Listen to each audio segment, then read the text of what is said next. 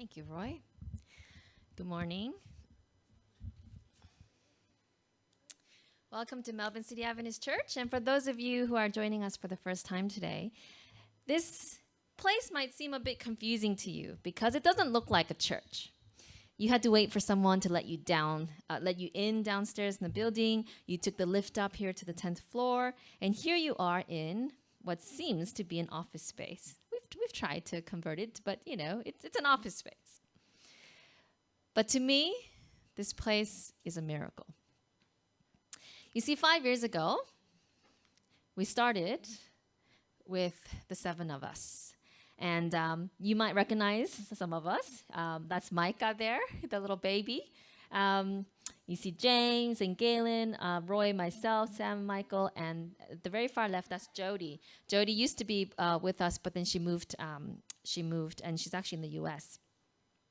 And I'm going to talk about her later. But the 7 of us, 5 years ago, wanted to start a church in the city, but we didn't have any money.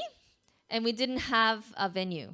It takes a lot of money to rent a place in the city. When we looked into it, on average, this is 5 years ago, it's probably more now, they were asking for $500 minimum for a one-day rental.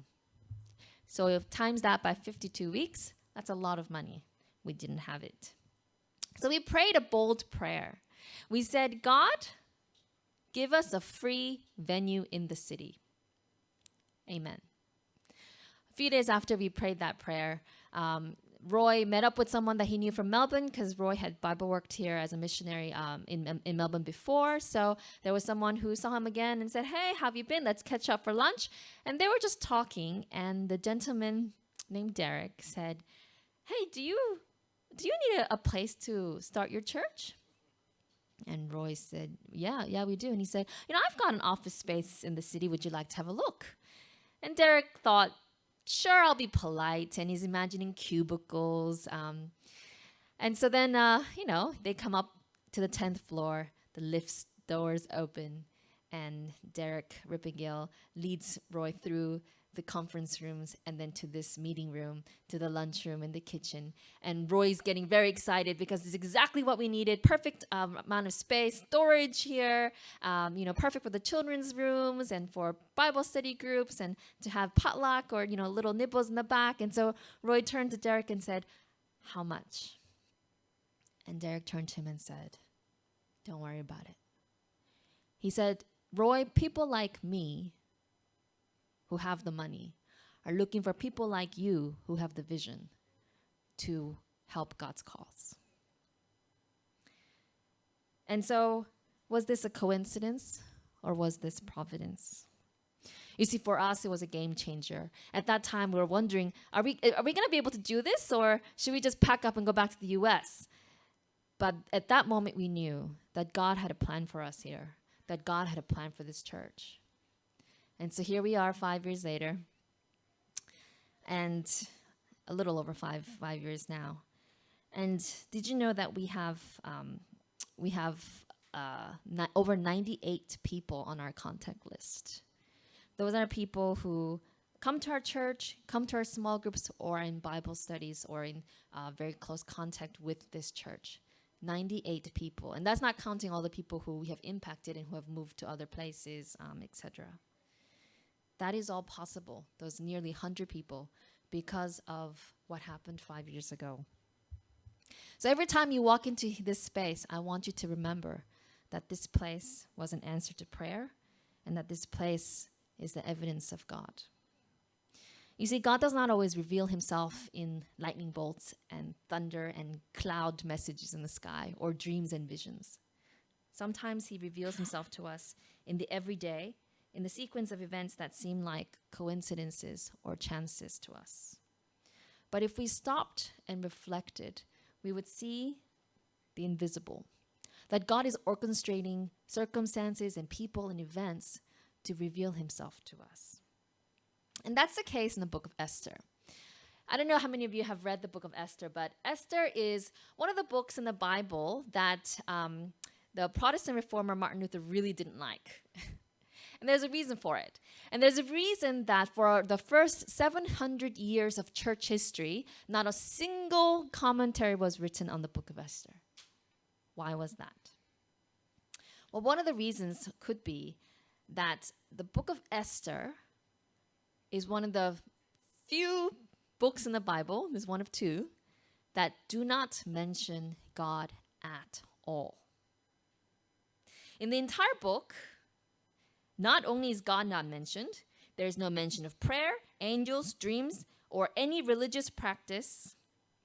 In fact, if you replace the word Jew in the story of the book of Esther with any other ethnic group, then it would seem like a completely secular story. But the interesting thing is that even though the name of God or any of the religious practices are mentioned, when you read the book of Esther, it is so evident that God is working. The book of Esther is named after the queen, Esther, the main character. She was a Jewish orphan who becomes a queen in 479 BC, but she keeps her Jewish heritage a secret. And the idea of hiddenness is a theme that is found throughout the book. So Esther in Hebrew actually means hidden. And that's a theme that you'll see throughout the book. Not only does she keep her heritage a secret, but she keeps the fact that her uncle, Mordecai, who works for the palace, is related to her. She keeps that hidden. Also, there is the bad guy, Haman, who really hates Mordecai. And in order to kill Mordecai, he actually devises this whole plan to annihilate all the Jews. But he keeps that intention hidden from the king. And he also tries to ultimately hang Mordecai on this huge gallows that he's built. And he plans to impale Mordecai on it the next morning. So he goes to the king and he's planning on asking the king for permission to kill Mordecai. And I want you to look at this example. And as you read this passage, I want you to see whether this is coincidence or providence. That night the king had trouble sleeping, so he ordered an attendant to bring the book of the history of his reign so that it could be read to him. In those records, he discovered an account of how Mordecai exposed the plot of Bithania and Teresh, two of the eunuchs who guarded the door to the king's private quarters. They had plotted to assassinate King Xerxes. "What reward or recognition do we ever give Mordecai for this?" the king asked. His attendants replied, "Nothing has been done for him." Just then, "Who is that in the outer court?" the king inquired. As it happened, Haman had just arrived in the outer court of the palace to ask the king to impale Mordecai on the pole he had prepared. So the attendants replied to the king, "Haman is out in the court." "Bring him in," the king ordered. So Haman came in, and the king said, "What should I do to honor a man who truly pleases me?" Haman thought to himself, "Whom would the king wish to honor more than me?" And so then he thinks of the best possible answer. He replied, "If the king wishes to honor someone, he should bring out one of the king's own royal robes, as well as a horse that the king himself has ridden, one with the royal emblem on its head. Let the robes and the horse be handed over to one of the king's most noble officials. And let him see that the man whom the king wishes to honor is dressed in the king's robes and led through the city square on the king's horse. And have the officials shout as they go, 'This is what the king does for someone he wishes to honor.'" "Excellent," said the king. "Quick, take the robes and my horse and do just as you have said. For Mordecai the Jew, who sits at the gate of the palace, leave out nothing you have suggested." Can you imagine? There Haman was trying to get the king's permission to hang Mordecai. But that very night, the king can't sleep. And he happens to have read to him the records that reveal that Mordecai had saved his life, but that nothing had been done for him. Coincidence or providence? When Mordecai challenges Esther with the task of going to the king to plead for her people, Esther says, "But I might die. I'm risking my life to take this chance." And he says something that has become an iconic phrase today. He says to her, "Who knows if perhaps you were made queen for just such a time as this?" You see, Mordecai understood that Esther was queen not by coincidence, not because she was the most beautiful woman, not because she was the most charming person, but because God wanted her to be queen for such a time as this. Coincidence, according to definition in the dictionary, is a remarkable concurrence of events or circumstances without apparent causal connection. In other words, random, unrelated chance. Providence, on the other hand, is foreseeing care and guidance of God. It's from the root of pro, which is before, and vid, to see, where we get video, right? In other words, God sees before, and he answers before we call.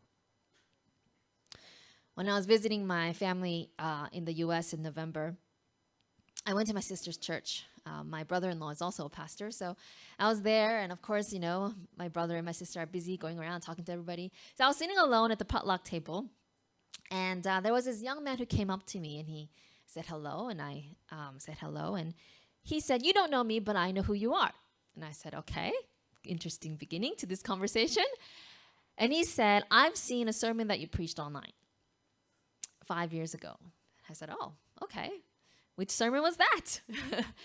And he told me that it was a sermon I preached about a trip that I had made out of Los Angeles airport flying to Michigan. And he asked me, "Do you still carry books when you travel?" And then the memory of that story flooded back to me.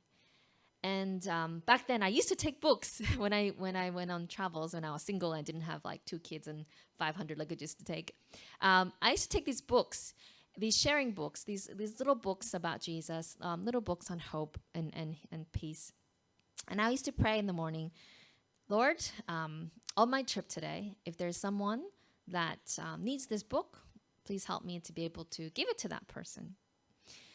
And one day I was flying out of LAX, and I was driving to the airport. And as usual, when you go to Los Angeles, huge amount of traffic. So it takes an hour longer to get there than I had even planned. Get to the airport, and I had missed a flight. So then I line up with everybody else to try to get a new ticket. Now, this queue was so long. This is not the actual queue, but you all know airport queues, right? And there I was in queue, and for over 45 minutes, this queue did not move. I hadn't stepped even just 1 centimeter. We were just standing still. Now, what happens when you are all stuck in that situation is you start to commiserate. And so, you know, the person standing next to me and I started looking at each other, being like, "Can you believe this?" Right?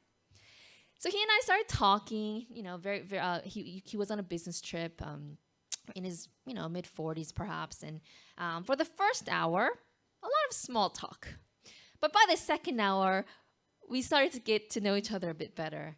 And I found out that just 2 weeks before this trip, his son had been murdered by a random act of gang violence, completely just out of the blue. And so this was the first time back at work for him. This was his first business trip. And he was telling me that actually was quite incredible, he said, because on his way back, he was headed to San Francisco, and so this was his layover. And for some reason, his flight got delayed out of Texas, and so there he was trying to get a new ticket to San Francisco. And he said that it was amazing that when he boarded the plane in Texas to come to LA, that as he entered the plane, you know how you pass by the lucky first-class passengers, that he recognized Senator John Kerry in sitting in the first class. And so then he said, "This is my chance." Because at that time, in the government, in the US, there was a bill about gang violence that was in debate. And so he quickly said, "Senator John Kerry, can I just take a moment? And my son has just been murdered 2 weeks ago by a random act of gang violence. Can you please vote on behalf of this bill?" And they were able to talk at length about it. And then by the time he got to his assigned seat, he said, "You know what? The person sitting next to me on the plane was a grief counselor." And the plane was delayed. It was sat on the runway for a while. He said, "So for the next 3 hours, I got free grief counseling." And he's telling me this, and I could sense God telling me, this is it. This is the moment. So I took a deep breath, because believe it or not, I'm quite shy. And so then I took a deep breath, and I looked at him, and I said, "Do you know the third person you've met today do you know what I do for a living? Because I hadn't yet told him. And he said, no, what do you do? And I said, I'm a pastor. And I have a book here that I prayed this morning. God, help me to give this book to somebody who needs hope. And the book was about healing and finding peace after heartbreak and suffering. And as I said that to him, and I, put the book out, I don't know if he's going to take it or not. Here's this guy, wealthy businessman. He just started crying. And I said to him, I think someone cares about you very much to line up 3 people to talk to you today. And he took the book and he said, crying, tears streaming down his face in the middle of the airport, right? He said, today I believe that there is a God. And he asked me, what church do you pastor? And I told him, and he said, hey, when I get to San Francisco, I'm going to look up an Adventist church. And just as I was about to ask for his contact details so I could, keep in touch with him, an airport agent, I think it was someone in uniform, suddenly came out of nowhere, tapped him and said, sir, come with me, and took him away. Now, we had been standing there in that queue by this point 3 hours. As soon as that agent took just him away, no one else, took him away, the queue started moving, and within 10 minutes, I had rebooked my flight. Coincidence or providence? I'll let you decide. The truth is, it's all about perspective. God is invisible, so we can only see him with eyes of faith. Even when he was present with humanity on earth, tangible, right, visible, living and breathing and eating amongst people, people didn't see him still. In fact, when he first started his ministry, John the Baptist, who was preparing people to meet the Messiah, he said, I baptize with water, but right here in the crowd is someone you do not recognize. Throughout Jesus' ministry, people saw miracles that he performed, but still doubted. They heard the amazing stories and the truths that were coming out of his mouth, but they still doubted. The disciples even heard Jesus say, hey, I'm going to be killed, but in 3 days, I'm going to resurrect. But they were still shattered when he died on the cross. And when the women came to the disciples and said, Jesus is alive, they still didn't believe. In fact, 2 of his followers were walking away from Jerusalem, completely brokenhearted, having given up all hope, going back home to Emmaus. And Jesus comes and walks next to them, and they don't know that it's him. It's an incredible story found in Luke chapter 24. Read it sometime. And it isn't until they invite him into their house and he sits down to break bread with them. And it isn't until he takes the bread and breaks it and hands it to them and they see the scars on his hands that they realize it's Jesus. Sometimes we talk about God. Sometimes we are in the house of God, but we can miss him unless we're willing to see that God has died for us personally and extends that bread of life to each of us personally. Until we have the eyes of faith to believe in Jesus and what he has to share, sometimes we see providence as coincidence. The Greek words used when John the Baptist said, he's among you, he's in the crowd right now. That same Greek phrase is used by Jesus when he, after his resurrection, is leaving his disciples and he says, I've been given all authority in heaven and on earth. Therefore, go and make disciples of all the nations, baptizing them in the name of the Father and the Son and the Holy Spirit. Teach these new disciples to obey all the commands I've given you. And be sure of this, I am with you always. Can you say that with me? I am with you always. Okay, one more time, guys. I am with you always. Not sometimes. Not only when we do what pleases him, but always.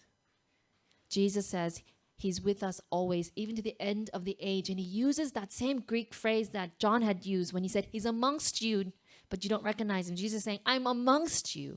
I am with you always, whether we recognize him or not. Look back at your life when you were incredibly lucky. Was it luck or was it God? When an opportunity came, was it chance or was it God? When you met someone, was it fate or was it God? And when the events worked out in your favor, was it coincidence or was it providence? I want to challenge you to reflect on your personal history and see the hand of God. And when you begin to see that God has been in your past, you begin to see that God is in your present. The truth is that sometimes we get so bogged down by our present challenges and difficulties and discouragements, like those disciples on the way to Emmaus, that we don't know Jesus is with us. And we might feel like, well, if God is with us, then why are we going through this difficulty? If God is with me now, then why are all these horrible things happening? But remember Queen Esther? She was an orphan. Her parents were killed in battle. She was living as an exile in a foreign land. She had no choice in being taken to the palace. She had no choice in being married to the king. And now Haman was threatening to kill her and her people. She could have said, how could all these bad things be happening? God must not be real, or God does not care. But instead, she realized, God has put me here for such a time as this. God is orchestrating. And in the big picture, God will bring about justice. In the big picture, God will bring about salvation and restoration and healing. And so because she saw that God had led her past, she faced her present with courage and conviction, knowing that her future was certain. But she spent 3 days fasting. And like I said, the Bible doesn't mention that she was praying. It doesn't mention those religious terms, but I imagine that she was praying while she was fasting during those 3 days. And she asked everybody to pray for her as well, to fast with her as well during those 3 days. Sometimes if you want to see the invisible, you have to slow down. You have to take the time to connect with God and to ask to be able to see him leading, to surrender your life to him, to let him guide you. When that young man at my sister's church reminded me of that sermon and reminded me of that story, I thought to myself, man, I've forgotten that I used to live with that kind of expectation of God. I've gotten so busy, every time now when I travel, I do travel with so many people and things that I'm not thinking and looking around to see what the opportunities are, what divine appointments God has for me. But you know what? Despite the fact that I'd forgotten, God gave me another gift. Right before I was about to go to the U.S. in November, a friend of mine, remember Jody in that picture of the 7 people who started the church? So Jody had 5 years ago introduced me to a friend of hers. And that friend became a really good friend of mine. So even though Jody went back to the U.S., my friend, her mutual friend, and I became really close. And I was spending some time with her right before I left to go to the U.S. the day before. And she, as I was leaving, she said to me, by the way, she said, can you do me a favor? You see, my friend has a son who has a disability. And so she said, I need a mobility chair for him. And in Australia, it costs $8,000. But in the U.S., I found a used one on eBay for $500. But they won't ship it to Australia. They will only ship it within the U.S. And she said, can I have it shipped to your sister's house? And could you bring it for me? And I was happy to do so because, hey, if I can help her, that's a huge thing I could do. So I said, sure, no problems. Here's the address. Have them ship it to me. Now, I was going to be in the U.S. for 3 weeks. And so I was there, as you know, for my sister's first baby. And so the first week, we're all excited, getting ready. And then the baby came, but there was a lot of complications, 35 plus hours in the delivery room. And the baby ended up having to stay in the intensive care for a week. My sister needed blood transfusion. It was a very difficult time. So my mind was, all over the place. But once the baby was okay, discharged, came home, I remembered the chair. And I thought, oh, it hasn't come yet. It's been 2 weeks. I hope it comes before I leave. And I started to get a little bit anxious. So I started to ask, hey, do you know when they sent it? And there was a lot of back and forth. Oh, they said they're not going to ship it anymore. They decided the shipping is too expensive. They're not going to sell it to me. And then finally she messaged me saying, they sent it. And I hope it gets there before you leave. Now, Friday came around. I was leaving on Sunday. And I was very anxious. And I was praying, God, please have this come before I leave. Otherwise, it's going to sit here. And nobody will be able to bring it, or if we'll have to ship it somehow. Right before Friday sunset, they delivered it. But when it came, it was in this ginormous box that was almost 1 meter long and 1 meter wide and 1 meter deep. It weighed 42 kilos. Now, Qantas Airlines has a limit of 35 kilos for a single item. So even if I paid like a $700 excess fee, they would not let me take this on the plane. I couldn't even fit it into the car because it was so big. So I had to tell my friend the bad news. I don't think I can bring this. I'm really sorry. Can I ship it? And she started to break down because she really needed this chair as soon as possible. And shipping would take 2 to 3 months. And when we tried to look at shipping options, it was going to cost thousands of dollars. And UPS wouldn't ship it because, again, UPS has a limit of 35 kilos. Apparently, that's the limit for any kind of thing being over a certain amount. They just don't do it. So I started to panic. And I was praying, but I was very anxious of how can we solve this? How can we get this chair over to Melbourne? Well, all of a sudden, I remember my friend Jody. Now, I remember my friend Jody had moved back to the U.S. Of all the places that she could have moved back to in the U.S., she happened to move back to a place 20 minutes away from my sister's house. Now, she happened to have her parents-in-law from Melbourne visiting her for 3 months. I called her because I thought, well, at least I could get the box to her because she knows this friend and maybe she can arrange the shipment or something, because I just didn't know how my sister with a newborn baby could handle this issue.